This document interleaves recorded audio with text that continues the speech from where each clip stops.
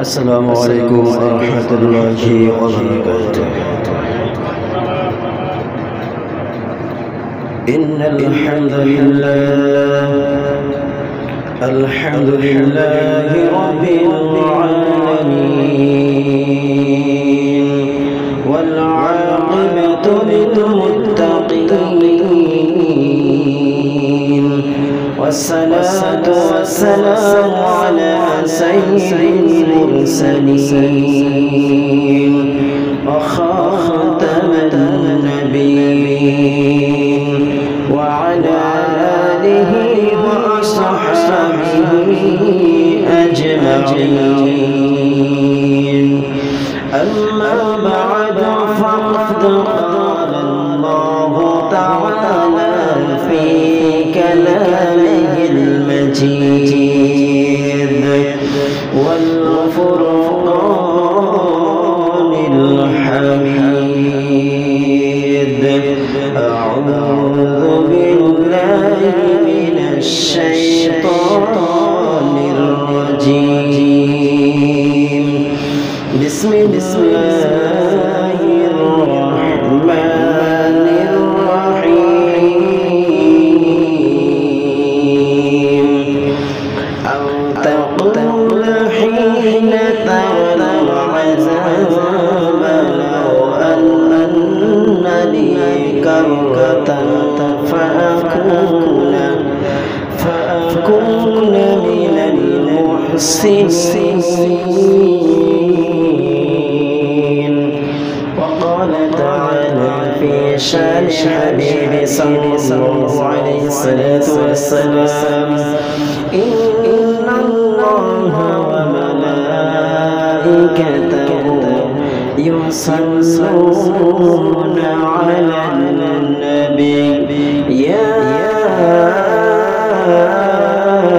أيها الذين آمنوا صلوا عليه وسلموا تسليما.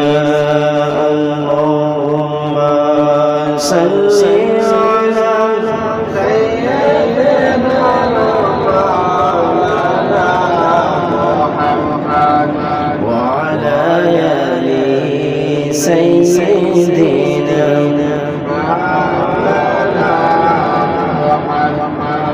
اللهم صل على سيدنا محمد وعلى آل سيدنا.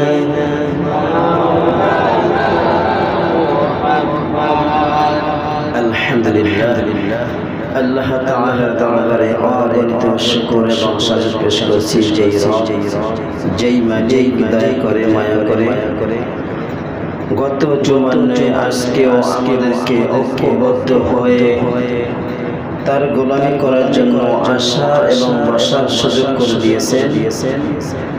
এজন্য দিল থেকে শুকরিয়া জানাই আলহামদুলিল্লাহ।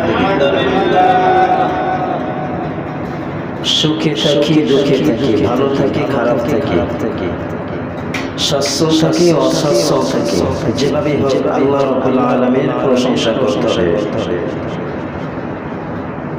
যদি তার প্রশংসা করি আল্লাহ রাব্বুল আলামিন আমাদেরকেও তিনি খুশি রাখবেন, ঠিক না? কামা তাদিনু তুদানে, যেমন কর্ম তেমন ফল। আমরা আল্লাহ রাব্বুল আলামিনকে যেইভাবে স্মরণ করব তিনিও আমাদেরকে সেইভাবে স্মরণ করবেন। আল্লাহ তাআলা বলেছেন ফাযকুরুনি আযকুরুকুম, তোমরা আমাকে স্মরণ করো আমিও তোমাদেরকে স্মরণ করব। তোমরা যদি 2 জন 5 জন 10 জন লোকের সামনে বসে আমার প্রশংসা করো, আমার গুণগান গাও, আমি তার থেকে অধিক আমার রহমতি ফেরেশতাদেরকে নিয়ে আমি তোমাদের প্রশংসা করব। তাহলে আমরা আল্লাহ রাব্বুল আলামিনের যত প্রশংসা করব আল্লাহ রাব্বুল আলামিন তার থেকে উত্তম ভাবে আমাদের আল্লাহ রাব্বুল আলামিনের সামনে স্মরণ করব, ঠিক না? দুনিয়ায় সাধারণত আমরা মানুষের যেভাবে স্মরণ করি, মানুষও আমাদেরকে সেইভাবে স্মরণ করে। মানুষদেরকে মহব্বত করে, মানুষও আমাদেরকে মহব্বত করে। মানুষদেরকে আমরা যদি তুচ্ছ তাচ্ছিল্য করি, অহংকার মশার দিমাগ নিয়ে তাদের সাথে চলাফেরা করি, তারাও আমাদের সাথে সেইভাবে চলাফেরা চলে।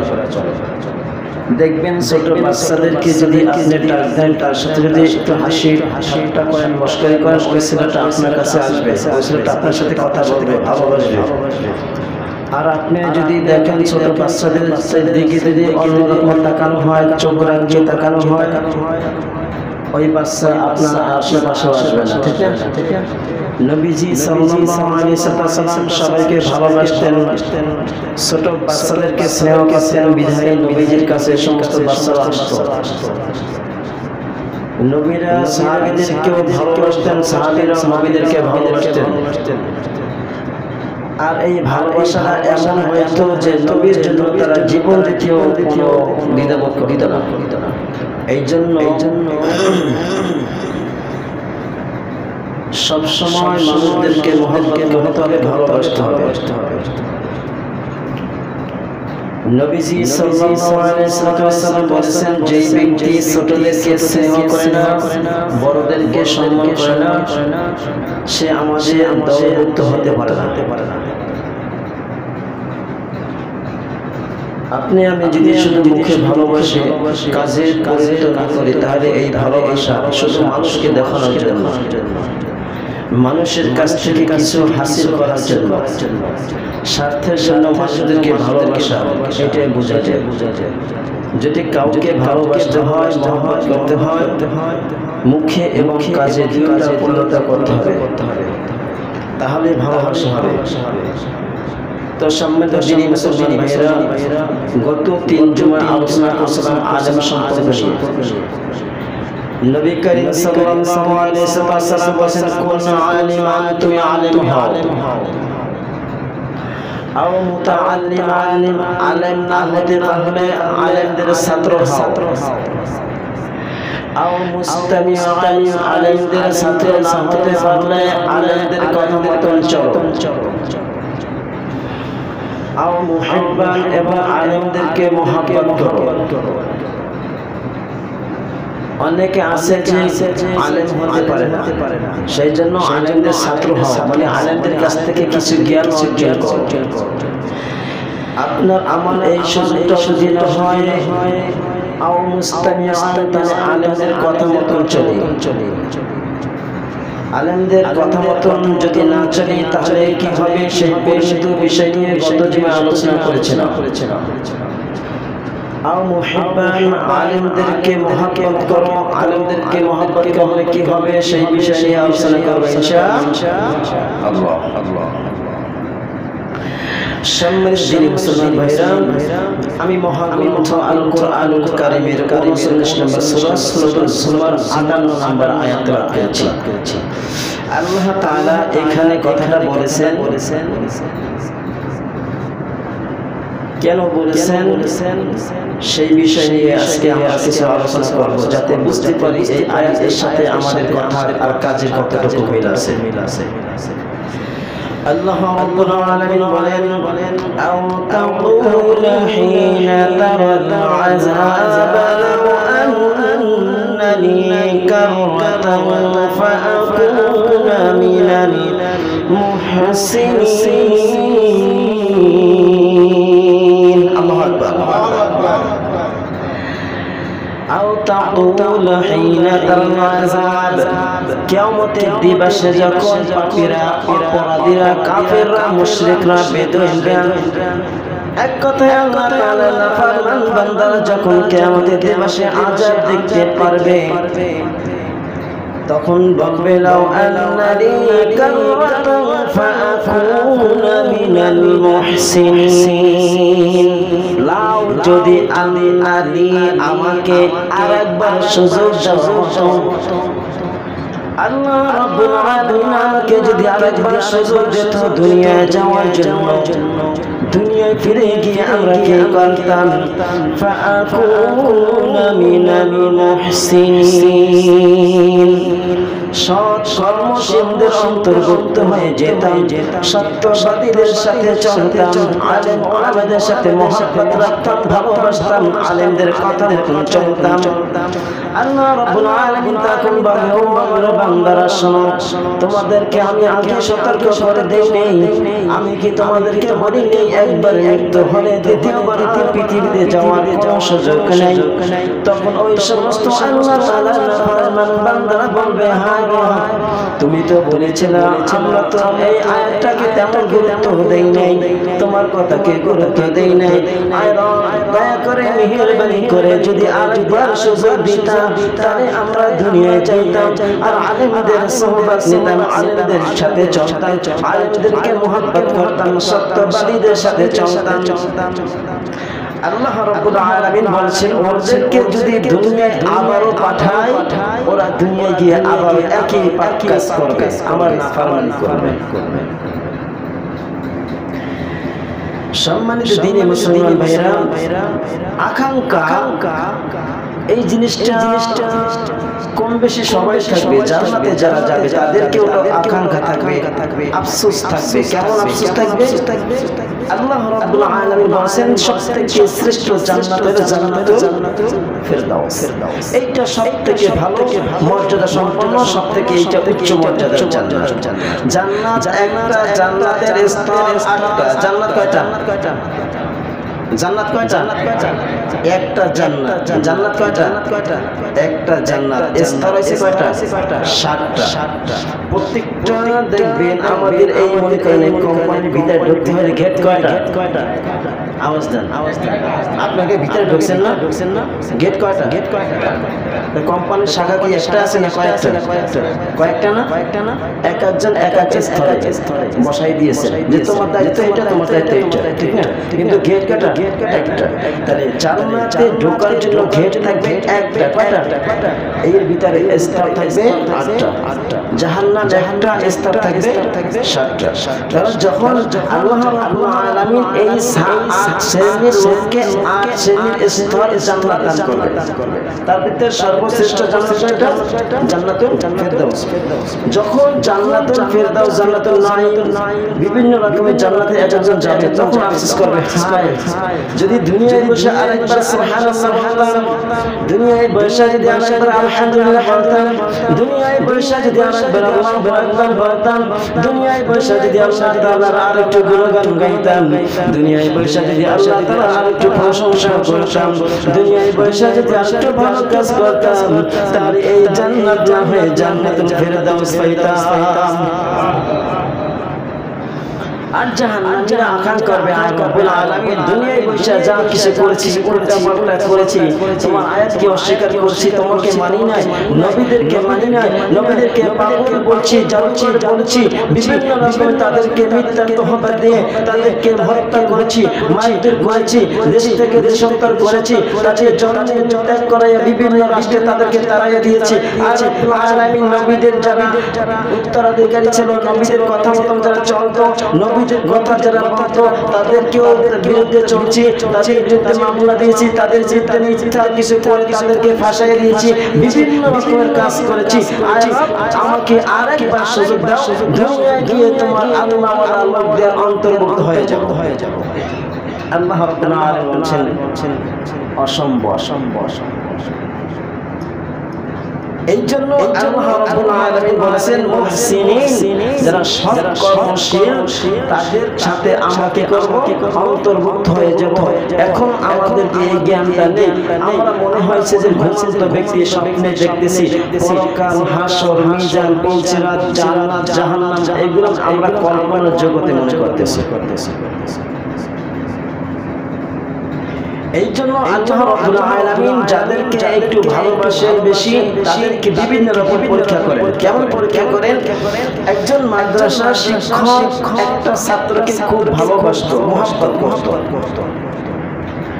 কিছু কিছু লোক থাকে একবার অন্তরঙ্গ বন্ধুর মতন থাকে, কারণ ওর কাজগুলো ভালো লাগে, ওর কাজগুলো সামাজিক, ওই কাজগুলো ভালো, যে কাজগুলো আল্লাহ রাসূল পছন্দ করতেন, আল্লাহ পছন্দ করতেন, দ্বীন শরীয়ত অনুযায়ী কাজ করত, এইটাকে আল্লাহ ভালোবাসেন। এবং এই ছাত্রটাকে এই আল্লাহর বান্দা একজন মাদ্রাসা শিক্ষক খুব ভালোবাসত। এখন একদিন সমস্ত ছাত্র অভিযোগ দিল, হুজুর আমরা তো আপনার ছাত্র, তবে আমাদেরকে একটু কেমন ভালোবাসেন, ওকে আমাকে একটু ভালোবাসেন, এর কারণটা কি? তখন হুজুর বলল, বাবা কেন একটু অন্য রকমের ভালোবাসি, এইটা তোমরা কি প্র্যাকটিক্যাল দেখবা না শুনবা? বলছে দেখবো এবং শুনবো। ঠিক আছে, আগে তোমরা দেখো তারপরে শোনো। প্রত্যেকটা ছাত্র কাছে একটা পাখি দিয়েছেন আর একটা চাকু দিয়ে দিয়েছেন, শর্ত দিয়েছেন যে তুমি এই পাখিটা জবাই করবা কেউ না দেখে। শর্ত কি? কেউ না দেখে। এখন সমস্ত ছাত্ররা বলতেছে যে এই একটা কথা হইল, একটা পাখি জবাই এটা কেউ দেখবে না, এটা কেন ব্যাপার হইল? সবাই জবাই দিল। কি করলো? কেউ ঘরের ভিতরে অন্ধকার আলো বন্ধ করে কবুতরটা জবাই দিল। কেউ জঙ্গলে গেল, আশেপাশে কোনো লোক নাই, ওইখান থেকে পাখিটা জবাই দিয়ে নিয়ে চলে আসলো। কেউ পানির ভিতরে গিয়ে ডুব দিয়ে গিয়ে তারপর পাখিটা জবাই দিয়ে নিয়ে আসলো। যার যেরকমের বুদ্ধি জ্ঞান, সেই জ্ঞান বুদ্ধি নিয়ে তারপরে পাখিগুলো জবাই দিয়ে পরের দিন সকালে হুজুরের কাছে নিয়ে আসলো। যখন ওই যে ছেলেটাকে ভালোবাসে বেশি, মহব্বত করে বেশি, ওই ছেলেটা জীবিত পাখি নিয়ে আসলো।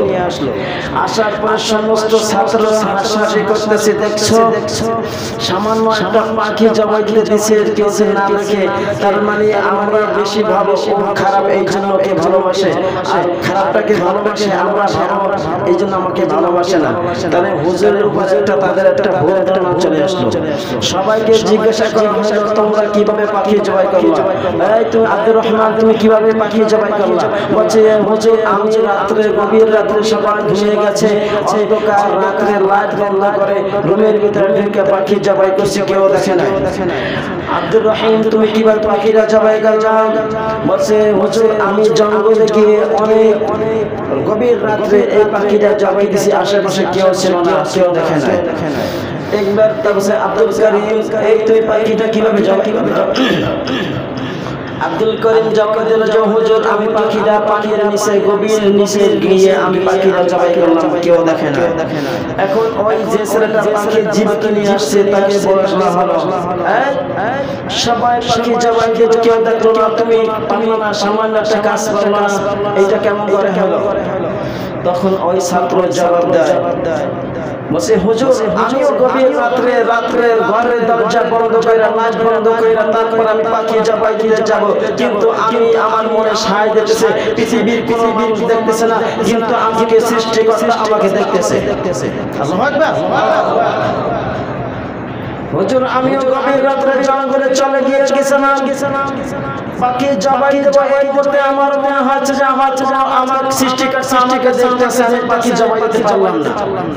হুজুর আমি গভীর পানি নিচে গিয়েছিলাম জবাই করব, কিন্তু আমার মনে সায় দিচ্ছে পৃথিবীর কোনো মানুষ দেখতেছে না, কিন্তু আমার রব দেখতেছে।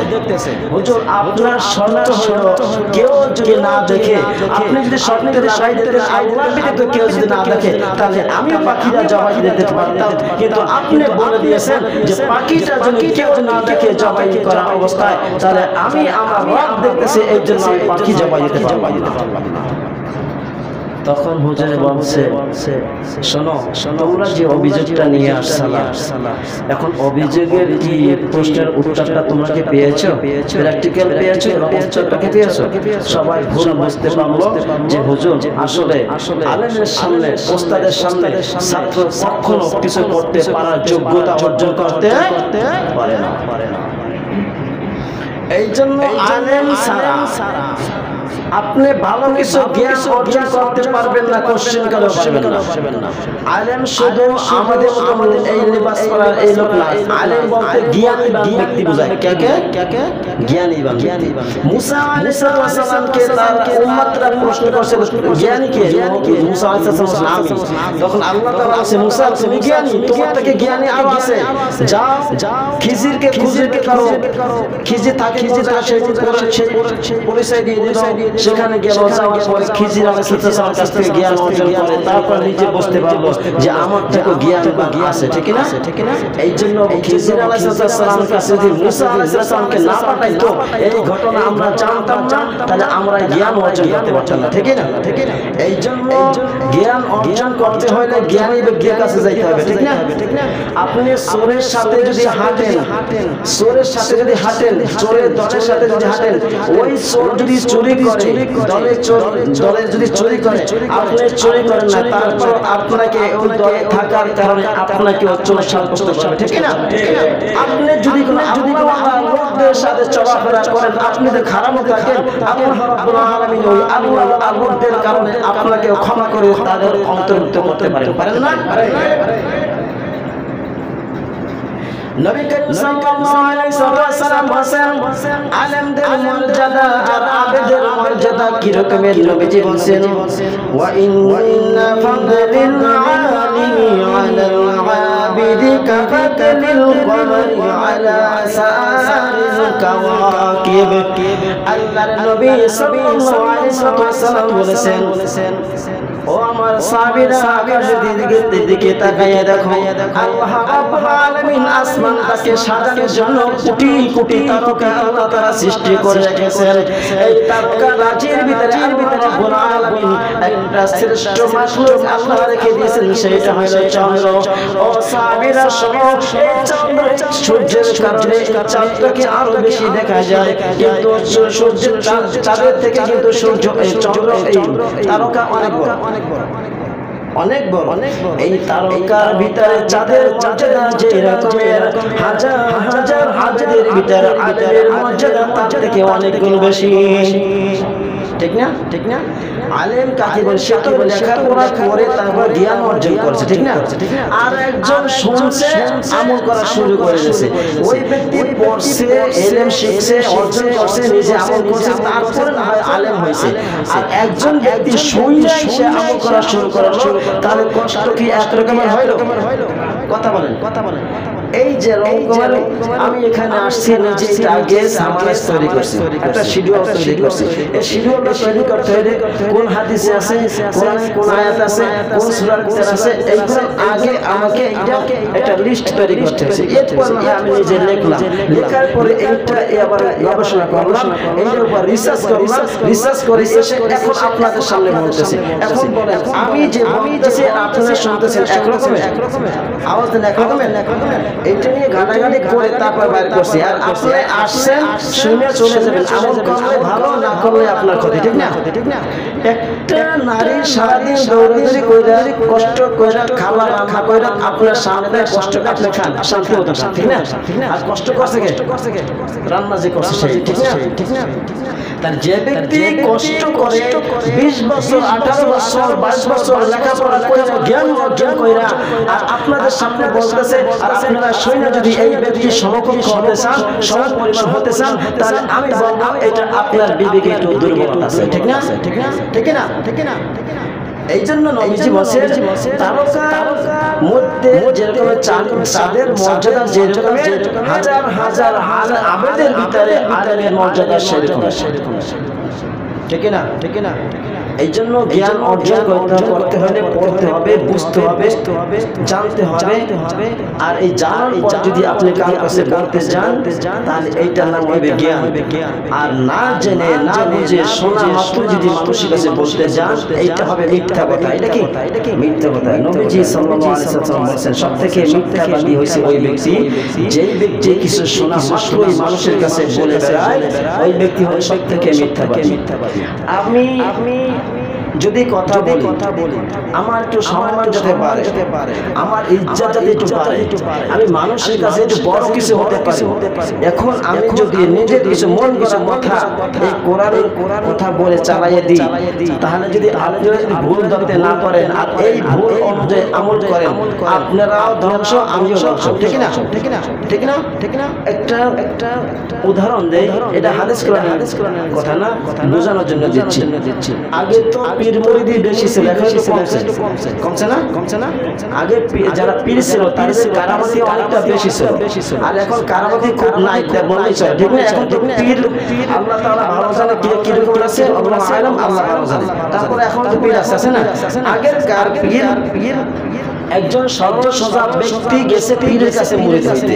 এখন তো গাড়ি আছে, যাতায়াত সহজ, তখন হাঁটতে সকালে হাঁটা শুরু করছে, বিকালে যাইয়া সেই বাড়ি পৌঁছেছে।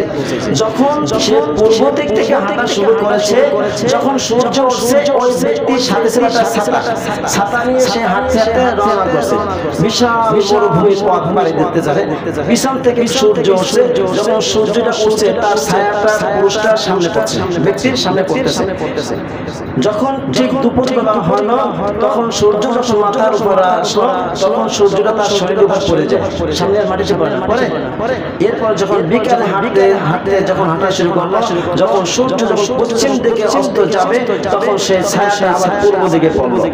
এখন এই ব্যক্তিটা এমন সোজা, সে বলতেছে, ছায়া তোরে আমি ছাড়তে পারতেছি না, সকালবেলা তুই আমার সামনে হাঁটলি, আবার দুপুরবেলা তুই আমাকে ছায়া চলে গেলি, আর এখন আমার বিকেলবেলা আবার আমার পিছে হাঁটতেছ, কারণটা কি?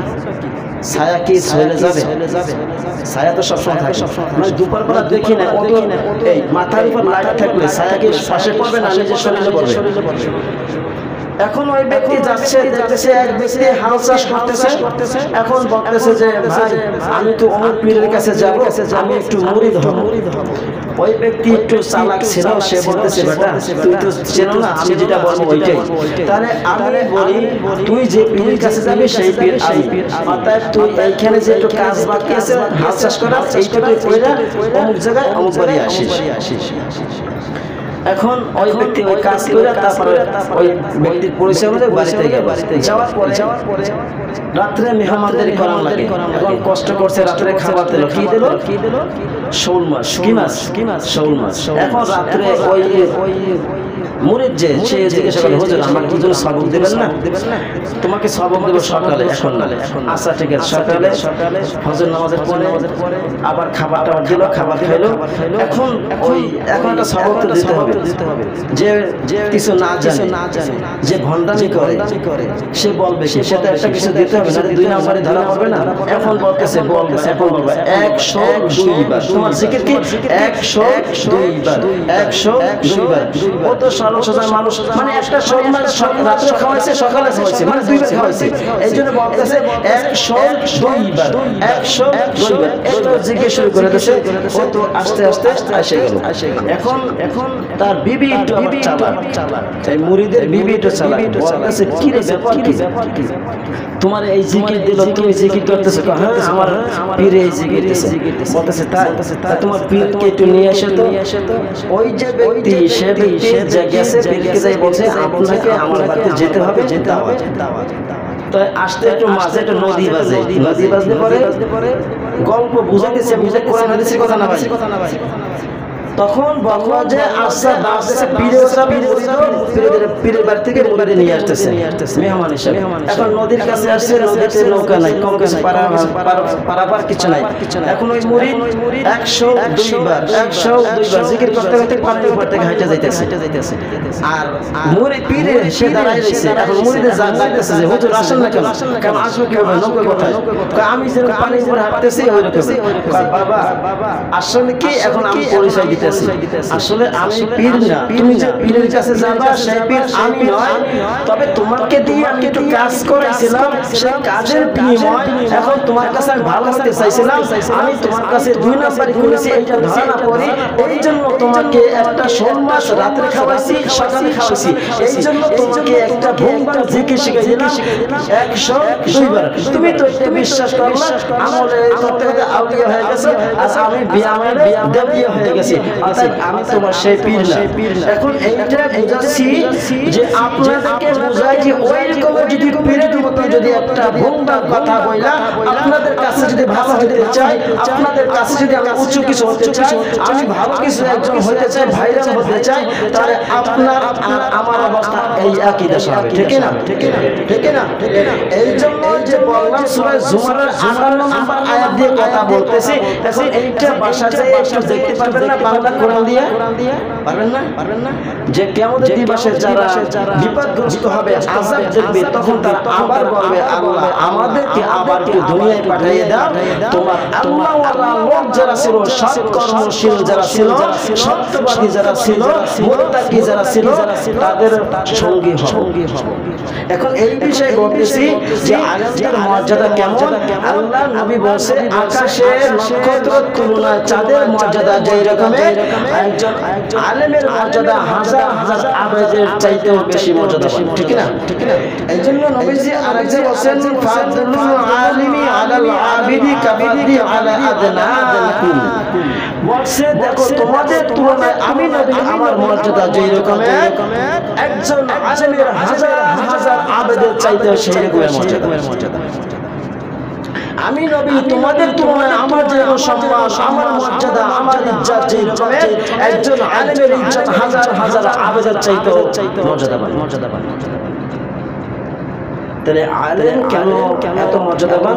আলেম হইলে তারা দ্বীনি জ্ঞান অর্জন করেছে, তারা লেখাপড়া করেছে, কোরআন রিসার্চ করেছে। আল্লাহ তাআলা বলেন, আফালা ইয়াতাদাব্বারুনাল কুরআনা আম আলা কুলুবিন আকফালুহা। আল্লাহ তাআলা বলেন তারা কোরআন নিয়ে কেন রিসার্চ করে না, গবেষণা করে না কেন? তাদের অন্তর কি তালাবদ্ধ হয়ে গেছে, যার কারণে আমার কোরআন নিয়ে রিসার্চ করে না। ওয়ালাকাদ ইয়াসসারনাল কুরআনা লিযিকরি ফাহাল মিন মুদ্দাকির। আমি কোরআনকে সহজ ভাষায় নাযিল করেছি, আর সহজ ভাষাটা যারা বুঝতে পারতেছে না বুঝে যারা আমল করতেছে, তাদের তো আমল সঠিক হতে নাও পারে না। শোনা মাত্রই কিছু যদি শুনে আমল করতে যায়, তাহলে আপনার আমার এরকমের ভুল ভ্রান্তি বিদায় থাকতে পারে। ঠিক না? নবীজি সাল্লাল্লাহু আলাইহি ওয়াসাল্লাম তিনি বলেন, ইন্নাল উলামাআকুম ওয়ারাসাতুল আমবিয়া। ও মুসলমান ভাইরা, মা বাবা মারা গেলে সন্তান ওয়ারিশ হয়, জমি টাকা পয়সা অর্থের ওয়ারিশ হয়। আর নবীরা যদি চলে যায়, নবীরা কোনো স্বর্ণ বা রূপা টাকা পয়সা কিছু রেখে যায় না। তিনি রেখে যান তার উপর যে ওহী নাযিল হয়, সেই ওহীর কারিগর্য রেখে যায়। ঠিক না? মুহাম্মদ সাল্লাল্লাহু আলাইহি ওয়াসাল্লাম বলেন, নবীদের ওয়ারিশ হলো আলেম ওলামারা। আর এই নবীরা কোন সম্পদ টাকা পয়সা স্বর্ণ রেখে যায় না। নবীজি বলেন, ওয়া ইন্নাল আযবিয়াকুম ইউহাদ্দিসু দিনার ওয়ালা দিরহামা। কোন নবী টাকা পয়সা অর্থ স্বর্ণ রূপা এগুলো রেখে যায় না। তারা রেখে যায় তাদের উপর যেই মিরাস, যেই ওয়ারিশ, যেই আল্লাহ তাআলা ওহী নাযিল হয়, সেইগুলো রেখে যায়। আর সেইগুলো যারা গ্রহণ করে, ইন্নামা ওয়ারাসুল ইলমা, নবীরা রেখে যায় জ্ঞান। ঠিক না? আচ্ছা, মুসা আলাইহিস সালামকে যে মুজরা দিয়েছিল, একটা লাঠি দিয়েছিল, সেই লাঠিটা কি এখন আছে? কথা বলেন, আছে? সুলাইমান আলাইহিস সালামকে যে মুজরা দিয়েছিল, যে আল্লাহ যা হুকুম দিয়েছিল, বাতাসকে বাতাস তুমি তাকে বহন করবা, সেই বাতাসের মুজরা এখন কি আছে না চলে গেছে? মুহাম্মদ সাল্লাল্লাহু আলাইহি সাল্লামকে যে মুজরা দিয়েছিল, সেই মুজরার ভিতরে অন্য রকমের মুজরা কোরআন, সেই কোরআন আছে না চলে গেছে? তাহলে কোরআন আছে, নবীজি যে ইসলামের দাওয়াত দিয়েছেন সেটাও আছে, নবীজি যে কালেমার দাওয়াত দিয়েছে সেই কালেমার দাওয়াত এখনো আছে।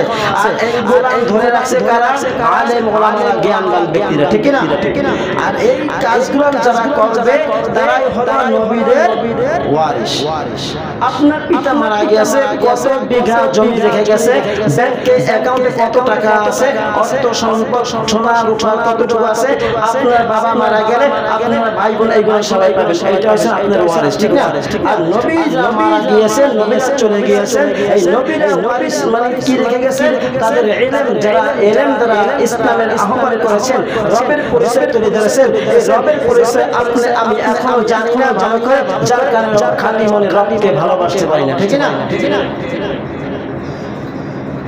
মান আখাযাহু, যে ব্যক্তি এইগুলো ধরে রাখলো, আখাযাহু বিহাজ্জিন গাফিরিন, এরাই হলো সঠিক পদের ইলম ওয়ালা।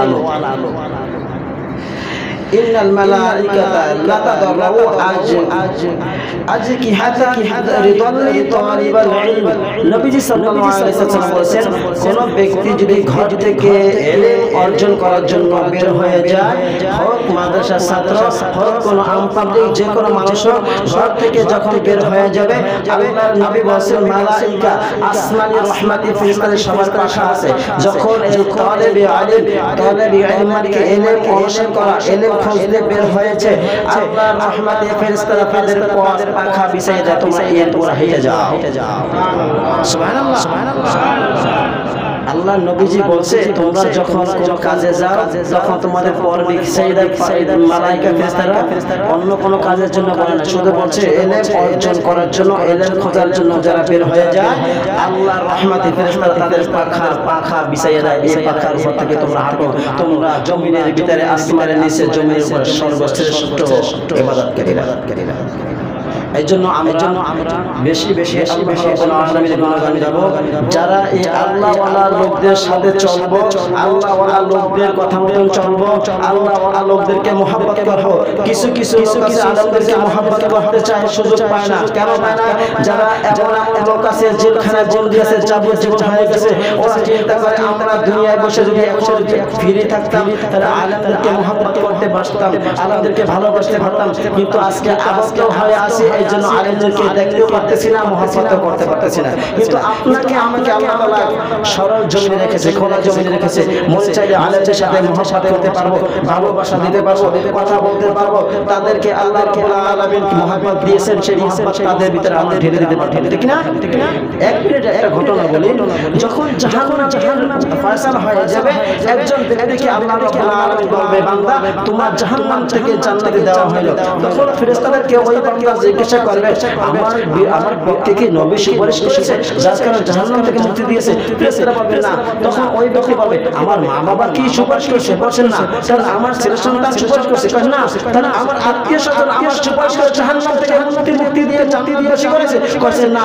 তোমার একজন বন্ধু আছে, তোমার বন্ধুকে খুব ভালোবাসতো, তুমি কিন্তু বন্ধুর সাথে চলতে পারতো না, তবে মহব্বত করতা, অন্তর থেকে ভালোবাসতা, মহব্বত করে তাকে একটা গিফট দিতা, একটা জামা দিতা, একটা টুপি দিতা, একটা জুতা কিনে দিতা, একটা তসবিহ কিনে দিতা। তাকে যেভাবে ইবাদত করলে সুবিধা হয় সেইভাবে তাকে একটু সাহায্য করেছিল।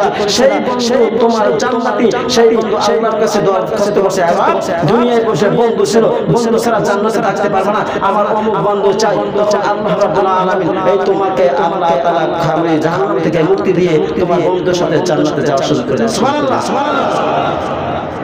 যেরকম মহব্বত করবেন সেই রকম ফল পাবেন, ঠিক না? আল্লাহ রাব্বুল আলামিন সবাইকে বুঝেছেন আমল করার তৌফিক দান করে দেন। আসসালামু আলাইকুম।